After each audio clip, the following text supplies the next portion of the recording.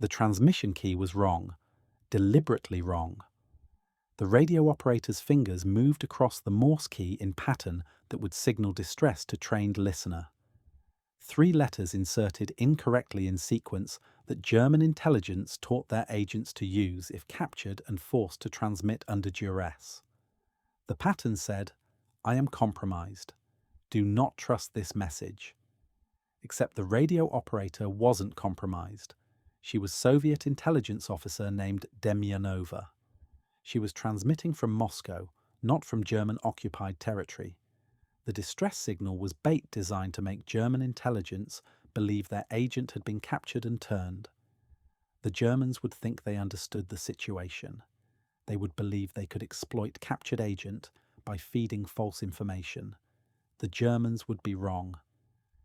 The German response came 6 hours later. Acknowledgement of transmission. Request for verification that agent was operating under duress. Specific questions designed to confirm capture. Demyanova answered each question with responses that confirmed German suspicions while providing information that seemed valuable but was actually carefully constructed deception. The Germans were convinced. Their agent had been captured. They could use this. The operation was called Monastery, Soviet intelligence's most successful radio deception operation. The goal was making German intelligence believe they had extensive spy network operating in Moscow, providing valuable intelligence about Soviet military operations and leadership decisions. Every report was fiction. Every source was invented. Every piece of intelligence was carefully designed to mislead German command about Soviet capabilities and intentions. Demyanova's role was transmitting these fictions in ways that German intelligence would believe. The challenge was maintaining consistent personality of captured German agent who was being forced to cooperate while actually being Soviet officer who had never met the agent she was impersonating. She studied captured German radio procedures, learned the agent's transmission style, mastered the rhythms and patterns that made each radio operator's Morse code as distinctive as handwriting. The real German agent had been captured months ago. Soviet counterintelligence had identified him through investigation that combined surveillance, informants, and radio direction finding. The agent had been operating in Moscow for approximately 8 months, sending reports about Soviet military deployments and industrial production. The reports were accurate enough to be valuable, but not accurate enough to suggest the agent had access to truly classified information. Soviet intelligence faced choice when they captured the agent: execute him as spy, which was standard procedure, or turn him into channel for deception. The decision was made at high levels. Stalin personally approved the deception operation because the potential value of misleading German intelligence exceeded the satisfaction of executing one spy. The agent was given stark choice: cooperate or die. He chose cooperation. The cooperation lasted 3 weeks. Soviet intelligence extracted everything the agent knew about German intelligence procedures, communication methods, recognition codes, and handler protocols. They learned how German intelligence recruited and trained agents, how they communicated with agents in Soviet territory, how they evaluated intelligence reports. The information was invaluable for counterintelligence operations beyond just this specific deception. After 3 weeks, the agent was no longer useful. He had provided all information he possessed. He was executed. But the radio operation continued. Demyanova took over transmissions, impersonating the dead agent, sending reports to German handlers who believed their agent was still alive and operating under Soviet control after being captured.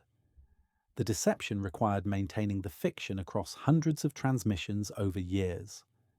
The technical challenge was considerable. Radio operators developed distinctive transmission style that trained listeners can recognize: the rhythm of dots and dashes, the spacing between characters, the timing of pauses. These characteristics were as individual as fingerprints. Demyanova had to study recordings of the captured agent's transmissions and replicate his style precisely enough that German radio operators wouldn't detect the substitution. The psychological challenge was equally difficult. She had to think like captured German agent who was cooperating under duress. The transmissions had to show subtle signs of stress and coercion. The intelligence reports had to seem like they came from someone trying to appear cooperative while actually trying to limit damage. The performance had to be convincing across months and years of continued operation. The intelligence content was crafted by Soviet military intelligence with input from highest levels of command. Each report was designed to achieve specific deception objective. Some reports provided accurate information about Soviet operations that Germans could verify through other sources. The accurate information built credibility. Other reports provided false information about Soviet capabilities and intentions. The false information influenced German strategic decisions. The operation expanded beyond single agent. Soviet intelligence created an entire network of fictional agents reporting to fictional network coordinator who was reporting to German intelligence. Each fictional agent had backstory and personality and access to specific types of information. The network existed only in radio transmissions and German intelligence files. But German intelligence believed the network was real and valuable. Demyanova transmitted reports from multiple fictional agents using different transmission styles for each. She mastered 5 distinct radio operator personalities. Each had unique rhythm and pattern. Each represented different fictional agent with different access and different personality. The performance required extraordinary concentration and consistency. One mistake revealing that all 5 operators were actually one person would collapse the entire deception. The German handlers never suspected. They believed they were running successful intelligence network in Moscow. They reported to their superiors about valuable intelligence flowing from their Soviet sources. The reports were included in intelligence summaries that influenced German strategic planning. The deception was working at levels far beyond the radio transmissions themselves. The operation's success was measured by German decisions that were based on false intelligence provided through Monastery network. German forces were positioned to respond to Soviet offensives that never occurred in the locations German intelligence expected. German reserves were held back based on false intelligence about Soviet reserve positions.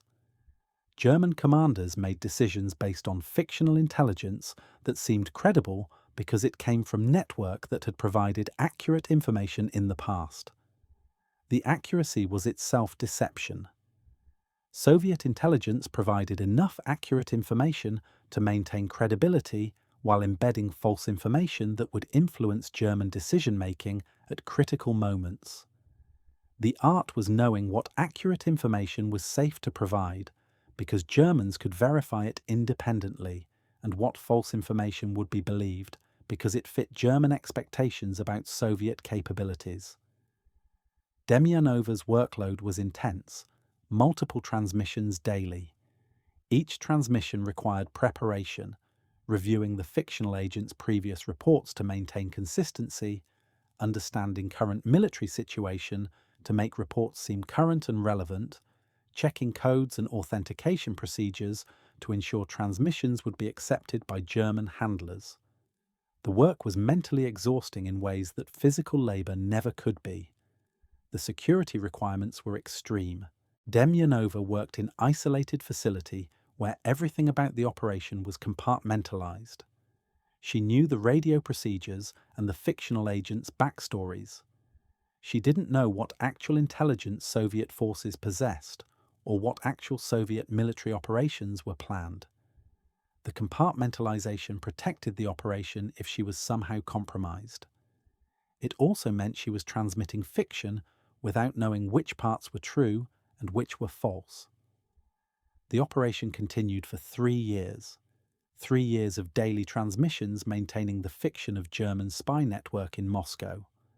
3 years of German intelligence believing they had successful operation. 3 years of false intelligence influencing German strategic decisions. The cumulative impact was significant but difficult to measure precisely because deception operations work by absence. Things that didn't happen because enemy was misled about where to position forces or when to expect attacks. The closest the operation came to exposure was when German intelligence decided to test their Moscow network by providing instructions for specific collection requirement that seemed impossible to fulfill. Soviet intelligence recognized this as test. They provided response that seemed to fulfill the requirement while actually providing information that was useless but appeared valuable. German intelligence accepted the response as confirming their network's legitimacy. The test passed. The operation continued.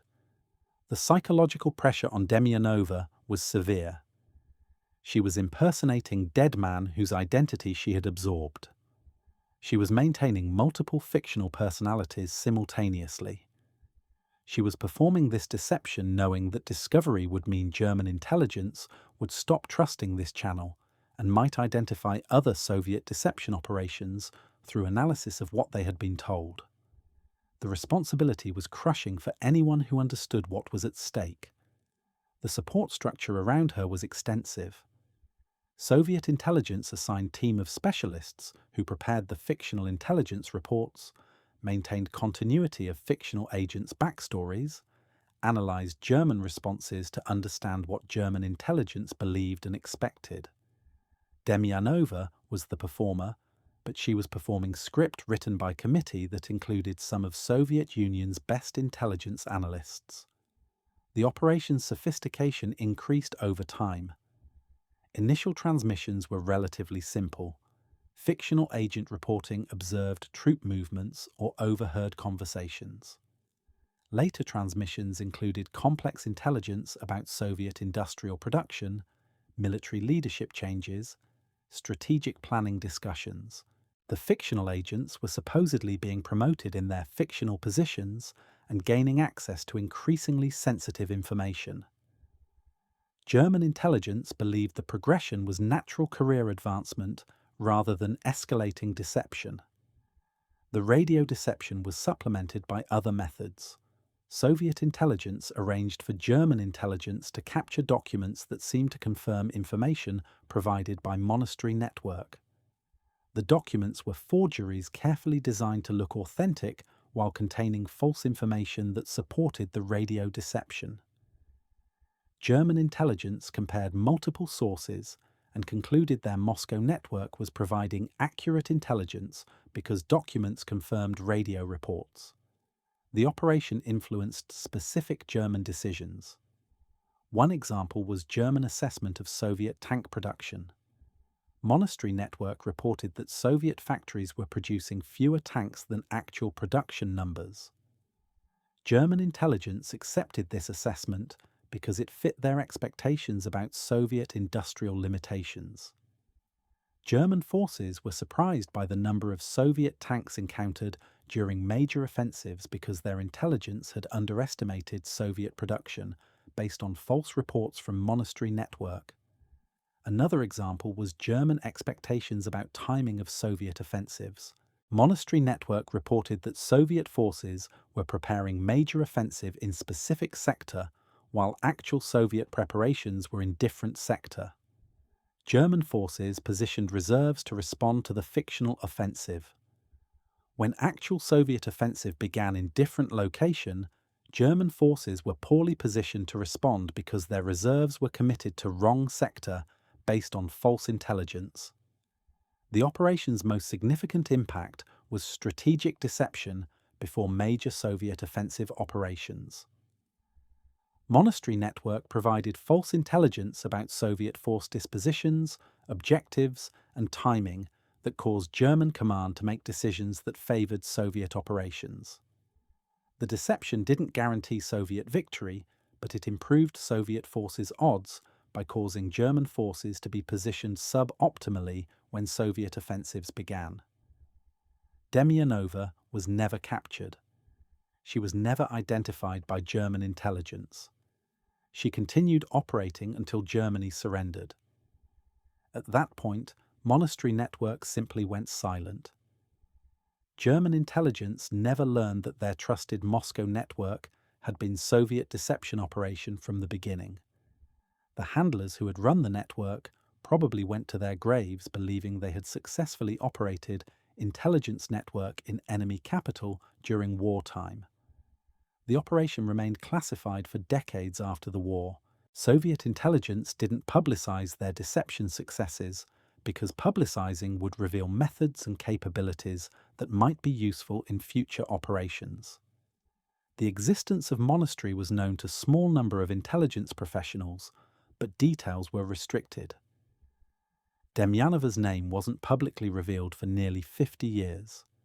The eventual declassification came after Soviet collapse when Russian intelligence services began selectively releasing information about historical operations. Monastery was revealed as example of successful deception operation. Demyanova was identified and honored for her role. But many details remained classified because the techniques used in Monastery were still considered sensitive even decades after the operation ended. The recognition Demyanova received was limited by classification requirements. She was awarded decorations, but the citations were vague about what specifically she had done. She couldn't discuss her work even after retirement because the operation was classified. Her achievement was known to a small circle of intelligence professionals, but unknown to general public for most of her lifetime. The recognition came late and was incomplete. The professional assessment by intelligence historians placed Monastery among most successful deception operations of World War II. The operation combined technical sophistication, psychological insight, operational security, and strategic impact. The operation maintained consistency across years and multiple fictional agents. The operation influenced German strategic decisions at critical moments. The operation was never detected by enemy intelligence. These characteristics made Monastery an exemplary case study in intelligence deception. The comparison with other deception operations showed Monastery's distinctiveness. British double-cross system turned captured German agents and used them for deception. But British operations focused on tactical deception, supporting specific military operations. Monastery provided strategic deception influencing German assessment of Soviet capabilities and intentions over extended period. The scope and duration were remarkable. The human dimension involved Demyanova spending years impersonating dead man and fictional characters while maintaining operational security that prevented her from discussing her work with anyone outside immediate operational circle. The isolation and psychological pressure were intense. She survived through professional discipline and understanding that her work was contributing to Soviet war effort in ways that were as important as combat operations. The ethical complexity involved Soviet intelligence executing captured German agent after extracting his knowledge, then using his identity for deception. The execution was routine by wartime standards, where captured spies were normally executed.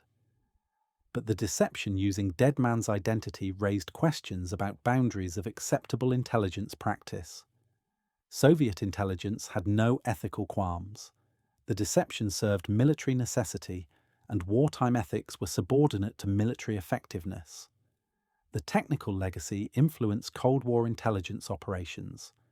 The techniques Demyanova used for impersonating radio operators were studied and refined.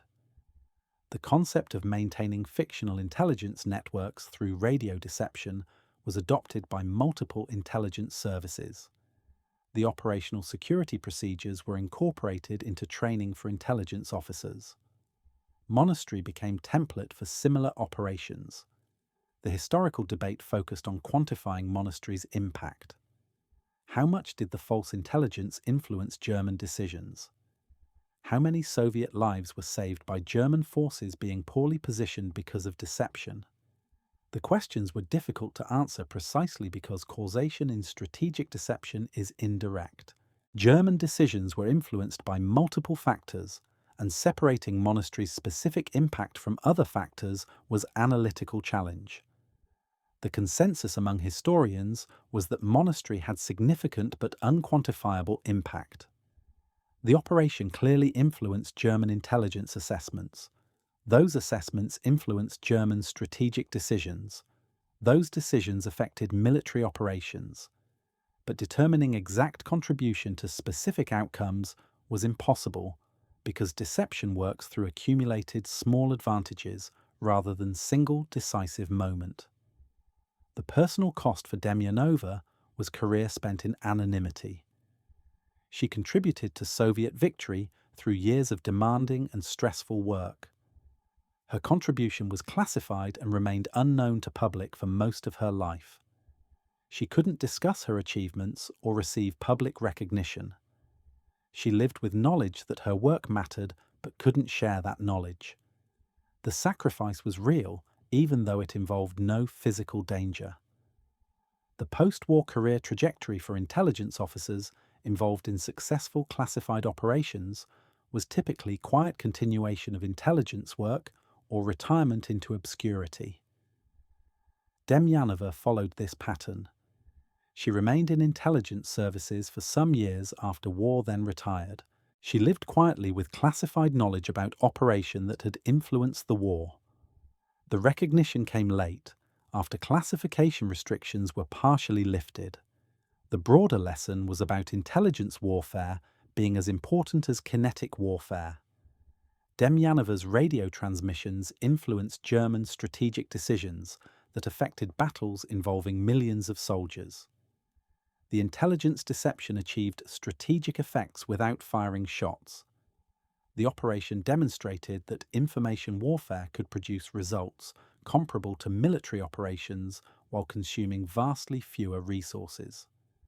That is the story of Demyanova and Operation Monastery, Soviet radio deception operation where female intelligence officer impersonated, captured German agent, and created fictional spy network that German intelligence believed for 3 years, transmitting false intelligence that influenced German strategic decisions, maintaining operational security that prevented detection, demonstrating technical and psychological sophistication in sustaining complex deception across extended period. The technical sophistication of the operation began with understanding how German intelligence trained and managed their agents. The captured German agent provided detailed information about Abwehr procedures. German intelligence used specific recognition codes that changed monthly. They had authentication protocols that required agents to include specific information in specific formats. They had emergency signals that agents could use to indicate they were operating under duress. Understanding all these procedures was essential for successful deception. The recognition codes were particularly important. Each month, German intelligence provided new codes that agents had to incorporate into transmissions. The codes served 2 purposes: confirming the transmission was from authorized agent and providing security against interception by hostile intelligence. Soviet intelligence had to maintain access to updated codes to keep the deception credible. They did this partially through the captured agent's initial information and partially through careful analysis of German responses that revealed code patterns. The authentication protocols required including specific details that only genuine agent would know: personal history details, descriptions of physical locations in Germany where agent had been trained, names of instructors and fellow trainees. Soviet intelligence extracted all this information from captured agent before his execution. They maintained detailed files with every piece of biographical information so Demyanova could include appropriate authentication details in transmissions without errors that would reveal the deception. The emergency signals were most delicate aspect. German intelligence taught agents to include specific errors in transmissions if operating under duress. The errors appeared to be transmission mistakes, but were actually coded warnings. Soviet intelligence knew about these signals from captured agent. The challenge was deciding whether to include emergency signals in Demyanova's transmissions. Including them would make Germans believe Agent was captured. Not including them might make Germans suspicious that Agent had betrayed voluntarily. The decision was to include subtle emergency signals that suggested Agent was cooperating under duress while trying to maintain some operational security. This fit the profile of captured agent who was cooperating to save his life, but still felt loyalty to Germany. The emergency signals made German intelligence believe they understood the situation and could exploit it by carefully analysing which information to trust and which to discount. The Germans thought they were sophisticated consumers of compromised intelligence. They were actually being systematically deceived. The fictional spy network was constructed with careful attention to plausibility. Each fictional agent had specific access based on their fictional position. One fictional agent was supposedly low-level clerk in Soviet Logistics Command who could observe troop movements.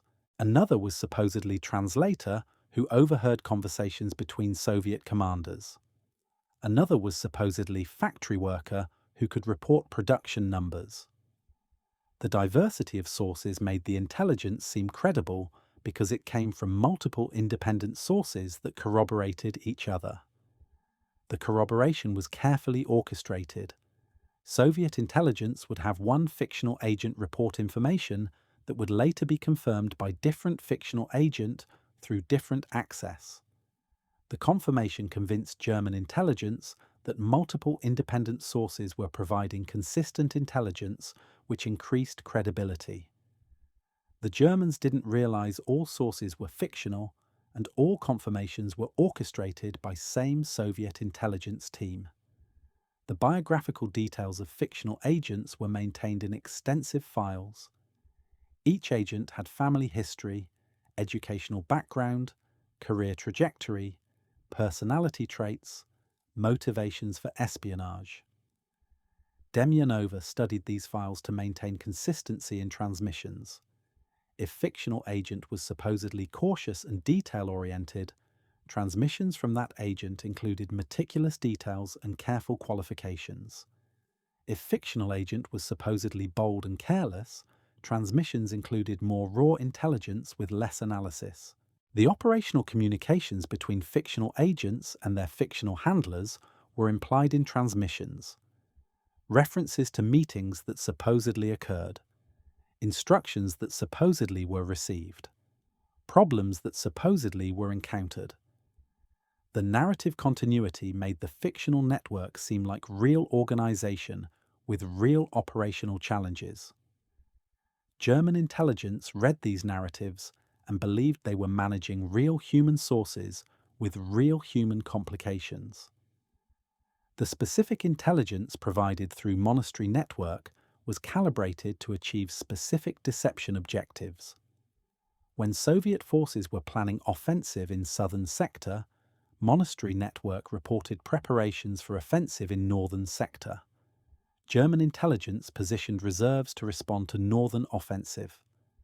When actual southern offensive began, German reserves were committed to wrong location. The deception didn't guarantee Soviet success, but it improved Soviet operational surprise by causing German forces to be positioned suboptimally. Another example was Soviet industrial production reporting. Monastery Network consistently underreported Soviet tank production by approximately 30%.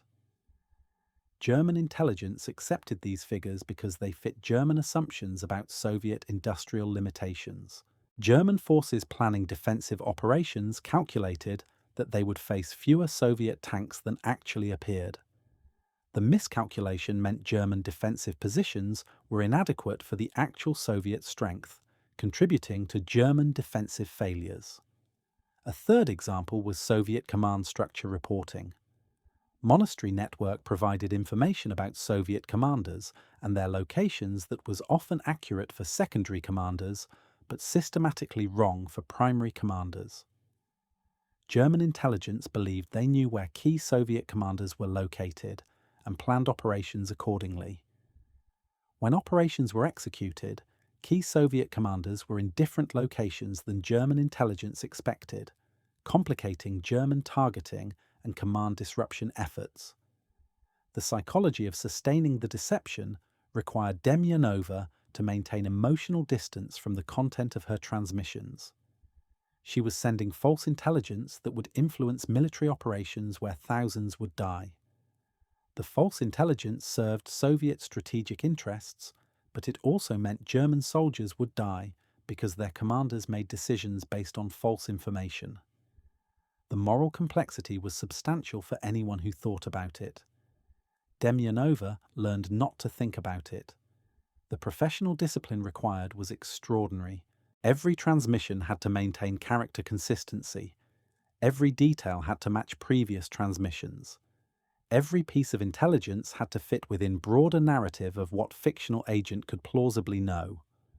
One inconsistency could alert German intelligence to the deception. The mental load of tracking all these details across months and years while maintaining distinct personalities for multiple fictional agents was crushing. The security protocols were extreme. Demyanova worked in a facility where every person had been extensively vetted.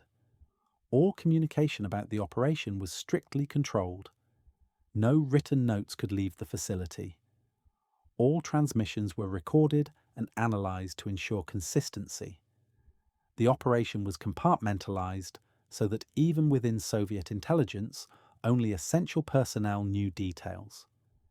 The security was necessary because exposure would destroy not just Monastery, but potentially other Soviet deception operations that used similar techniques. The German handlers running Monastery network, from their perspective, believed they were successfully managing compromised agent network. They reported their success to superiors. They received recognition for running productive intelligence operation. They never suspected they were victims of deception. Their confidence in their own sophistication made them vulnerable to sophisticated deception. They believed they understood the situation when actually Soviet intelligence understood them far better than they understood Soviet intelligence. The operational reports German intelligence produced based on Monastery network intelligence were distributed to German military commanders. The reports influenced German strategic planning. German commanders made decisions based on intelligence they believed was reliable.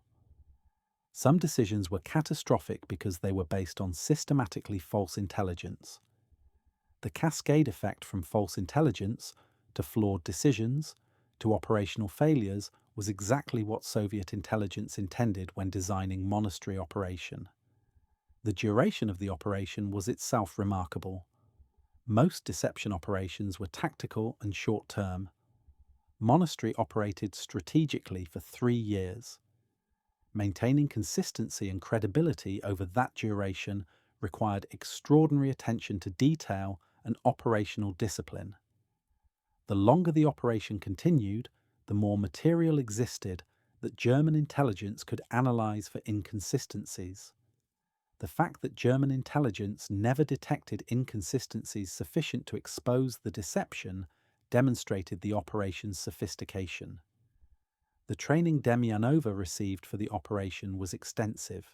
She learned not just German radio procedures, but German intelligence culture.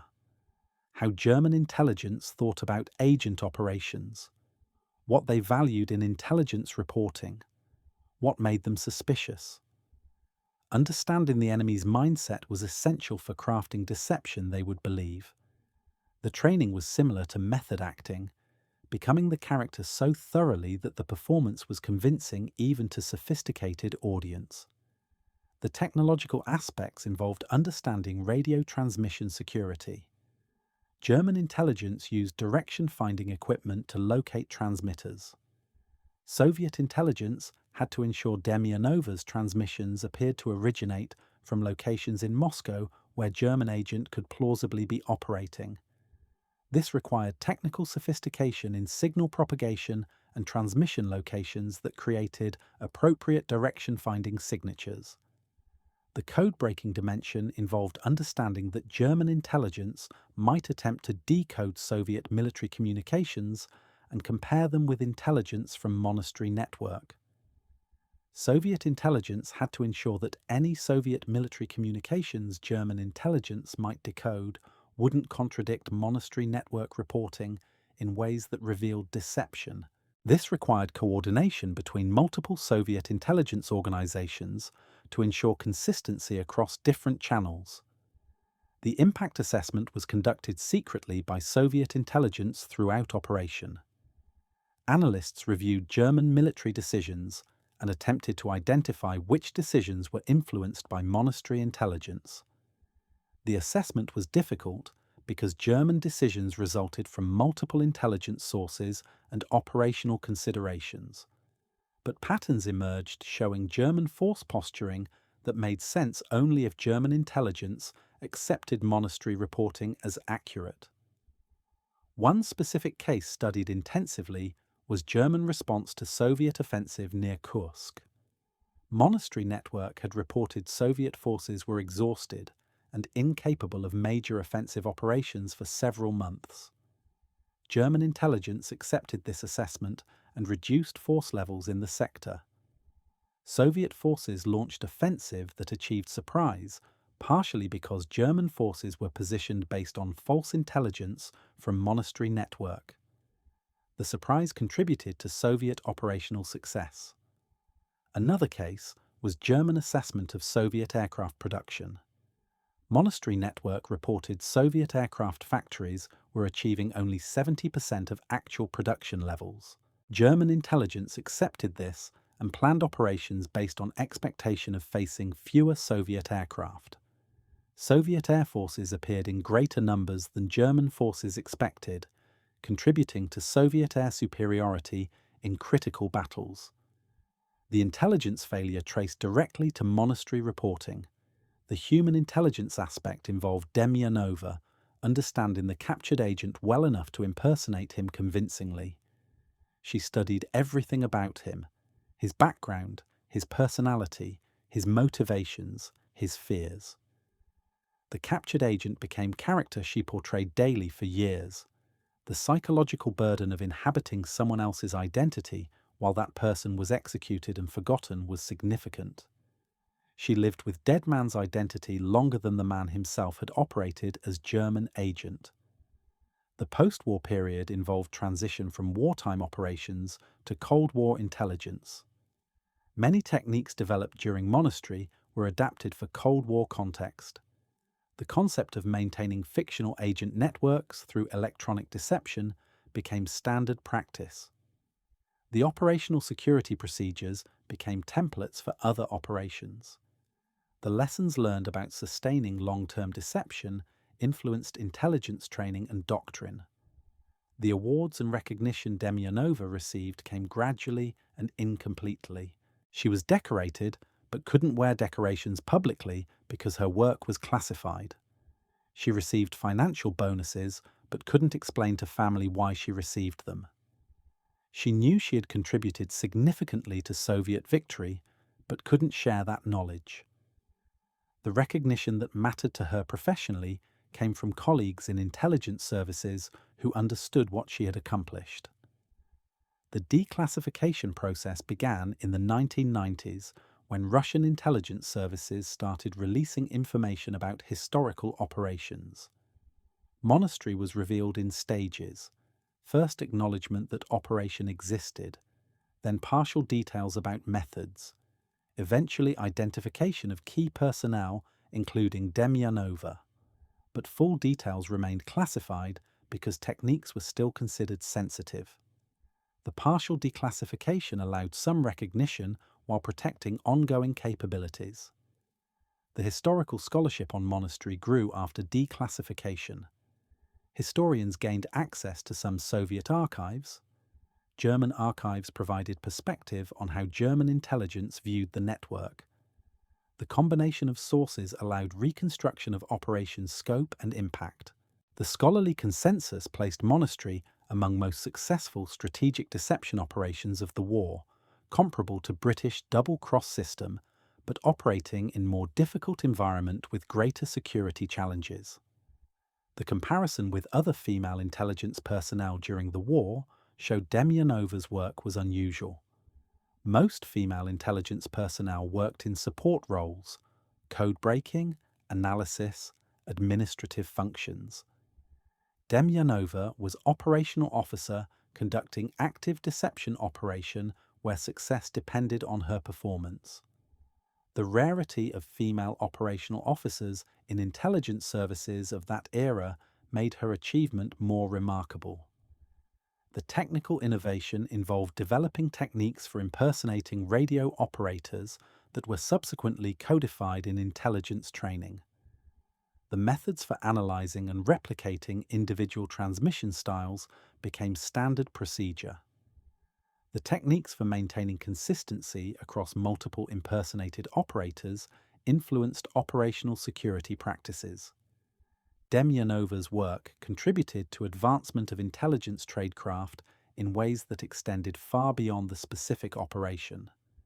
The strategic implication was that information warfare through systematic deception could achieve effects comparable to kinetic operations. Demyanova, sitting in Moscow transmitting false intelligence, influenced battles involving millions of combatants. The cost-benefit ratio was extraordinarily favorable. Relatively small investment in deception operations, producing strategic effects that would have required massive military operations to achieve through conventional means. The lesson for military commanders was that intelligence needed skeptical evaluation. German commanders trusted intelligence from sources that appeared reliable based on track record. The reliability was itself deception. Soviet intelligence established credibility through accurate reporting, then exploited that credibility for strategic deception. The lesson was that adversary intelligence services could sustain sophisticated long-term deceptions that were difficult to detect through normal analysis. The personal aftermath for Demyanova involved decades living with classified knowledge she couldn't share. She watched history being written about the war without her contribution being acknowledged. She knew things historians didn't know and couldn't correct misconceptions because information was classified. The frustration of knowing truth while watching incomplete or incorrect versions being published and discussed publicly was significant for anyone who valued historical accuracy. The eventual recognition came late in her life. By the time her work was partially declassified and she could discuss it in limited contexts, most of her generation had died. The recognition was meaningful but couldn't compensate for decades of anonymity. She appreciated being acknowledged, but also understood that most significant intelligence work remains classified and unrecognized because effective intelligence requires secrecy that prevents public recognition. The complete story of Operation Monastery will likely never be fully known. Some aspects remain classified. Some participants died before their knowledge could be documented. Some records were destroyed or lost. The partial knowledge available demonstrates sophisticated strategic deception operation that influenced the war while the operators remained anonymous and their achievements remained unrecognized until decades after events when partial declassification allowed limited recognition that acknowledged contribution while protecting continuing intelligence capabilities and methods that evolved from techniques developed during the operation. That is the complete story of Demyanova and Operation Monastery. 3 years of radio deception where female Soviet intelligence officer created and maintained fictional German spy network, transmitted false intelligence that influenced German strategic decisions at critical moments, demonstrated technical sophistication in impersonating multiple radio operators while maintaining operational security that prevented detection, contributed to Soviet war effort through patient systematic deception that achieved strategic effects comparable to major military operations, and lived with classified knowledge for decades until partial declassification allowed recognition that came late but acknowledged extraordinary achievement in intelligence warfare that showed how information operations could produce decisive strategic effects while consuming minimal resources and remaining invisible to historians, documenting the conventional military operations that were influenced by the deception,